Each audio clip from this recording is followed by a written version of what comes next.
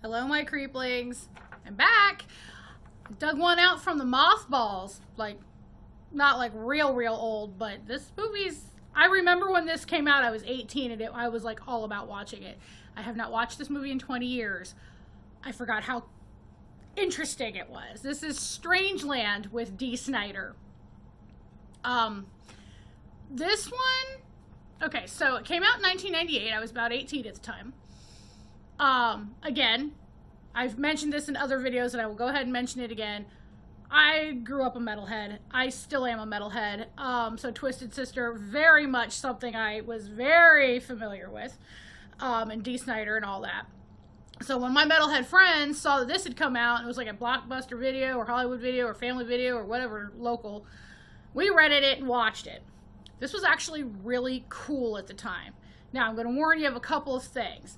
One, this deals with the early days of internet, late 90s, chat rooms and everything. It is very dated. So for you younger kids, this was the Wild West of the internet and chat rooms, and this was pre-social media. So it's going to be a little weird for you, and for those of you that are my age, this is going to be like, well, shit. We've come a long way, haven't we? Two, if you're squicky about things like piercings and needles and all that, you are not going to want to watch this film. There's also a lot of nudity in this film. So disclaimers out of the way. This one is about two teens. Well, we start off with two teens chatting in an internet chat room. One of them is played by Linda Cardellini, pre-Scooby-Doo, so before we figured out she was the ultimate Velma, before she was, what is her agent number? I always just call her Mrs. Hawkeye from the Avengers, and everything else she's done. This was one of her early roles. This is baby Linda Cardellini. She's so adorable. Poor thing. I mean the character, not Linda. This poor thing goes through. We have Dee Snider as our villain, main character. A character actor named Kevin Gage as Detective Mike Gage. Ooh, we really went on the creative side with the last name there. I've seen him in things, but he doesn't show up. He hasn't showed up in a lot of what I've watched, if that makes sense. Elizabeth Pena plays his wife. Again, she's a character actress. I've seen her in a lot of stuff. Some of it horror, some of it not. I want to say she was in Rush Hour with Jackie Chan is the first one I can think of. She did a lot of television appearances. She was everywhere. Poor thing passed within like the past 5 years, I think. So may she rest in peace. Other names. Robert Englund shows up as one of our rednecks. It's very interesting to see him on the other side of the coin. Instead of being the one doing the tormenting, he is the one being tormented by the end. It's very interesting for those of you who are, Freddy Krueger fans. A very young Amy Smart shows up in this one. And those are like the names that I know. So again, going back to the story. We have two 15-year-olds, or a 15-year-old and a 16-year-old, Genevieve and her friend Tiana. Genevieve, her dad's a cop, detective. They're chatting on the internet, and they are contacted by someone who goes by the screen name of Captain Howdy. They think it's some high school boy, and they go to a party. You want to go to a party. I am. And they end up missing. Turns out, they find Tiana's car in a lake, and she's dead. They found her naked and pierced and with her mouth sewn shut, and just generally not something that... Sorry, I thought I was going to hiccup. Not something that your everyday folks find acceptable. So there's a creep amongst them. He still has Genevieve. They're all panicking. Eventually... I don't know why. I'm just going to say this because I know this isn't something that normally happens. her dad is on her case. Like, her dad is the lead detective on her missing persons case. Normally, I think they try to keep that out of it, that element separated, because they don't want the personal feelings of the detective screwing the case up. But this is the movies, so of course we need some heightened tension. He finds out from his niece, played by Amy Smart, how chat rooms work, and they use her expertise. I'm not going to say expertise, she's not like a computer expert, she's just a teen, but these are fuddy old parents, barely able to use the internet, and you know how it was in the late 90s? You know, our boomer parents were barely able to get online and pay a bill or look up a recipe, and here we are, chat, uploading voice messages and video messages, and yeah. It was, if you thought the Gap was bad now, you should have seen the Gap back then. So they use her expertise to find Captain Howdy. Eventually the case is cracked, and you find out that Captain Howdy is a man named Carlton Hendricks. And Carlton Hendricks is very much into the modern primitive body modification movement. The reveal of Dee Snider, like the full reveal, is actually, I thought, was pretty cool. He spends most of the first half of the movie walking around in basically what amounts to a loincloth, some really bitchin' boots, and this full body, like half of his body from ankle to forehead, hairline, is tribal tattooed. And he's got all these piercings. Now, on Dee Snider, these are fake. So kudos to the effects guys for making these look really real and really cool. But he's just total modern primitive movement. Now, those of you who don't know about the modern primitive movement, and I'm sorry if there are people out there involved in this and I'm butchering it. I don't know a whole lot, but I will read what is in my notes and I will elaborate my thoughts here in just a moment. So in my notes, modern primitive subculture has an ethos of spiritual transcendence through painful rites, showing several such different practices in this movie. Accordingly, a large amount of the dialogue from that Captain Howdy spouts off in this concerning his personal philosophy are paraphrases or direct quotations of a man named Fakir Musafar, who's the father of the modern primitive movement. Now, again, I'm going to date myself. In the early 2000s, we had Chris Angel in The Mind Freak, and he was doing like the hanging from the hooks embedded in his skin. Those all come from primitive spiritual practices from the shamans of different cultures. Pain was meant to be a spiritual transcendence. You want to get as close to death as you can without actually dying, and you're supposed to have this big spiritual epiphany. Again, if I understand this correctly. Tattooing, you know, especially pre-modern methods, long, drawn-out, painful. Piercing, pre-modern methods, long, drawn-out, painful. And if you don't do it right, dangerous as hell. So all that pain is supposed to cause you to transcend. Now, I do not have tattoos. These are the only piercings I have.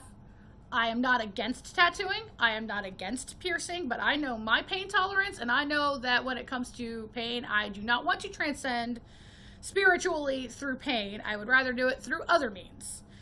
But to those who are into it, and you know, you do it as safely as possible and informed with consent and all that stuff, more power to you. Because I mean, if that's your thing, that's your thing. I'm not knocking it. I'm just saying it is not for me. So therefore, I don't understand it very well. And if I butchered some of it, I apologize. Please constructively correct me in comments. I like learning about this stuff. I may not apply it to my life, but I do like learning about it. I love learning how different people do different things. Okay, tangent over. We're back to this. So they do end up finding Captain Howdy's house and Genevieve and a handful more teenage victims. He's been luring teenagers into his inner sanctum for a while. I think they find a total of 6. They're all in varying stages of bondage and had forced piercings. Most of them had their mouths sewn shut. poor Genevieve has had her mouth sewn shut. She's in an iron cage with a catheter. Poor thing. So they arrest him, Captain Howdy, Carlton Hendricks. In the six months to 1 year that he was on trial, they found him not guilty by reason of insanity. And then they put him in a psychiatric hospital for 3 more years where they, I believe, figure out he is schizophrenic. They medicate him. Now, 4 years after Genevieve is found and all the treatment happened, they deem him fit to be out in society again, and they release him. Now, I don't know who the fucking minds are that decided that it would be okay for him to go back to the Halverton, Colorado, the town this all happened in, where he owned a house, rather than convincing him to sell the house and move someplace else. You'd think that you wouldn't want him to go back into the wolves' den, so to speak, as a psychiatrist, psychologist, medical doctor, any of that. Social worker, you wouldn't want him to be there, but yet he's there. Now the transformation, the physical transformation, he went from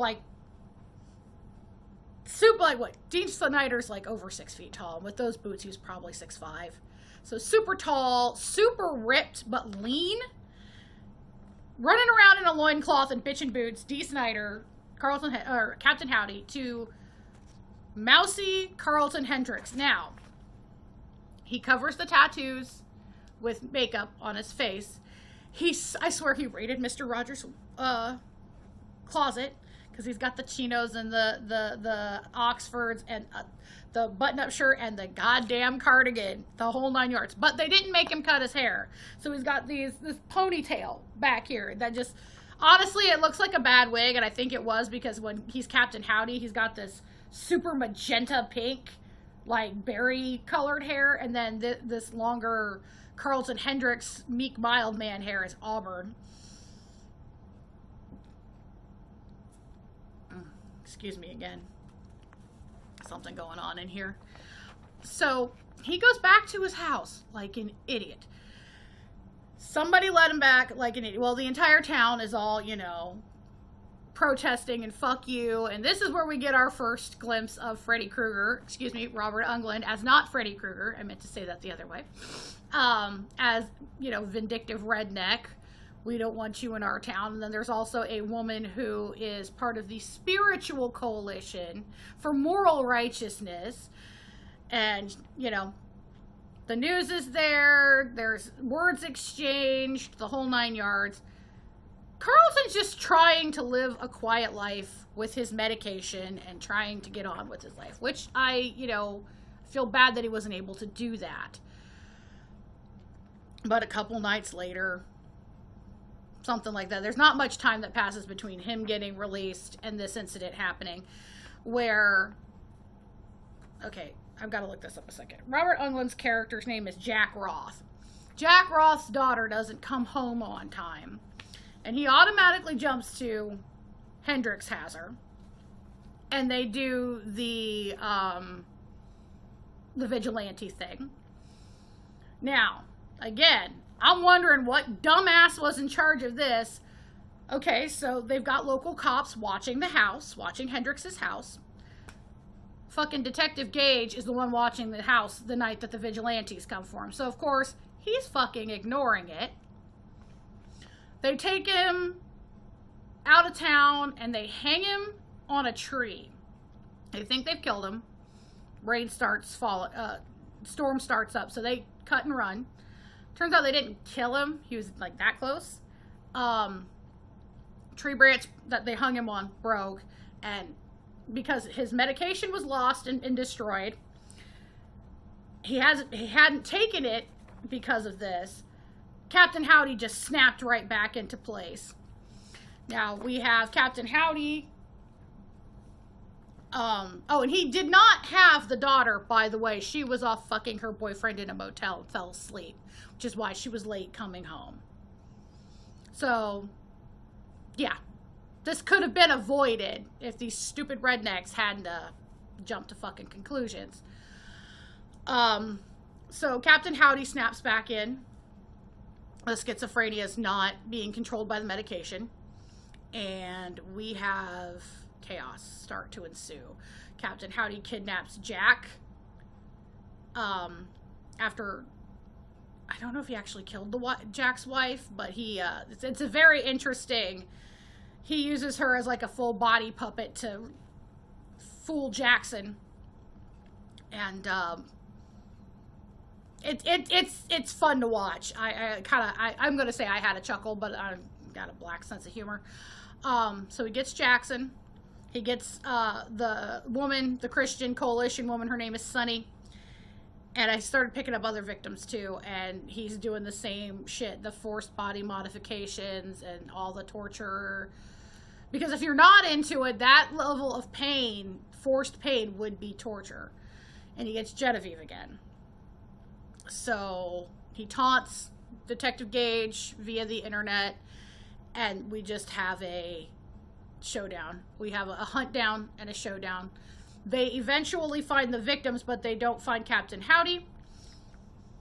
But Mike does. Howdy left him a note on, this is really going to date me, a matchbook from a club that caters to the modern primitives. Turns out he's hiding there, or not hiding, laying in wait there for Mike, and there is a showdown, and by the end of it, Captain Howdy is hanging off of a hook, and in flames, and we end the movie. I thought this movie was very interesting the first time I watched it at like 18, 19, and I still think it's interesting now. Dee Snider is actually a very good actor. He actually wrote this too, so I mean, the story reaches all the way back to 1984's Stay Hungry album from Twisted Sister. There is a song, and I'm going to check my notes because I forget things. So yeah, this has its roots on the 4th track of Stay Hungry, the song entitled Horror-teria, The Beginning.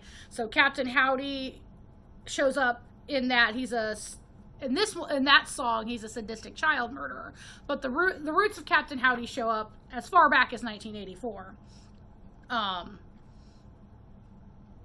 It seems to be very similar to a backstory of Freddy Krueger. I will have to go back and re-listen to that. It's been a very long time since I've listened to the entirety of Stay Hungry because I'm more of an individual song girl. And we will talk about soundtrack here in a minute because individual song, there's a lot of good ones on that.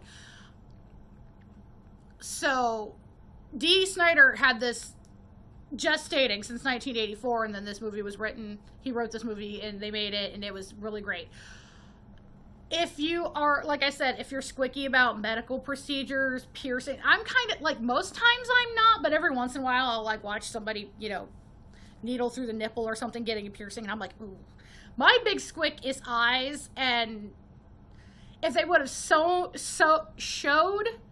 him sewing someone's eyes shut, now he had sewn a few people's eyes shut, but they didn't show it. Now, if they would have showed it, I would have been like,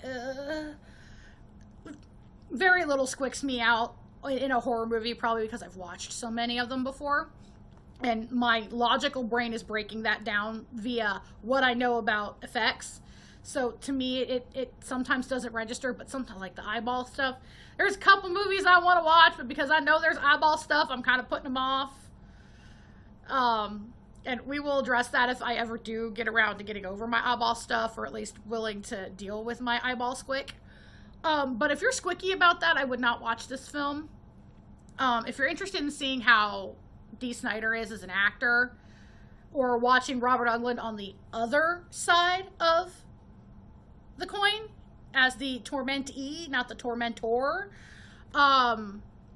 it's actually, I think it's a pretty solid movie. Now, it didn't do very well, but I think you have to, I really think you have to understand where it's coming from. And you really have to be into horror movies and things like that to like this. Is it the best movie I've ever seen? No, but it definitely has rewatchability for me. Again, especially if I'm in a group situation and there's people who haven't seen it, I will sit and rewatch it with them. I mentioned the soundtrack. This is a banger. We've got Dee Snider on the soundtrack, of course. Seven Dust, Megadeth, Pantera, Anthrax, Marilyn Manson, Kid Rock, System of a Down. There's a Twisted Sister song on here. So, and there's many, many others. I'm going to actually see if I can get a hold of this. Now, when it came to this particular movie, I actually had to buy a disc off of Amazon. It is not streaming anywhere that I'm aware of. It is not on the Internet Archive, which is a shame. Because this is a nice little slice of that late 90s, pre-2000s, before things started to get really slick and a little overproduced. This is actually really good. There's a comic book that I believe is a prequel called Strangeland 7 Deadly Sins, and I know Dee had been shopping around a sequel, which I would love to see. Now, I don't know how you're going to sequel with Captain Howdy, because he's supposed to be dead, but what if he had a disciple or, you know, someone who admired his work? That could be kind of like a Saw thing. I think if you like Saw, you might like this too, just because of the body modifications and everything. It's not overly gory, but let me take a look again. I'm sorry, I keep putting my notes down. I shouldn't. Does it say here? I do not have a note on who did the effects, but the effects on this were actually very, very good. Snider had to sit in the makeup chair for several hours every day to be transformed into Captain Howdy. He has brandings, tattoos, piercings. They gave him a filed teeth look with dentures. Now, he did have a septum pierced, but he had to have a specialty overlay on the regular piercing to make it look like this huge, you know, nasty piercing that he had.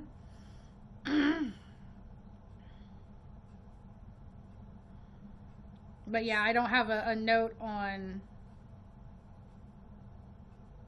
who did the effects, but whoever did the effects, I mean, those tattoos and all that looked really good.